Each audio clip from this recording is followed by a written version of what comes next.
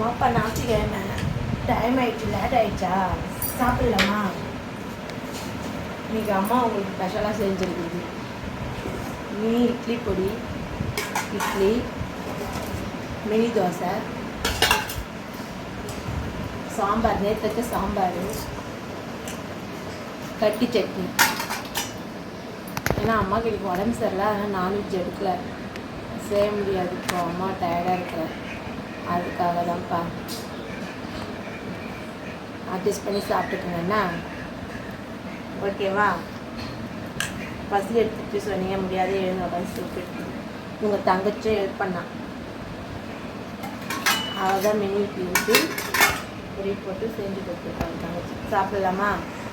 ஓகேவா? வாங்க சாப்பிடுங்க. இன்றைக்கி எங்கள் வீட்டு ஸ்பெஷல் தாங்க.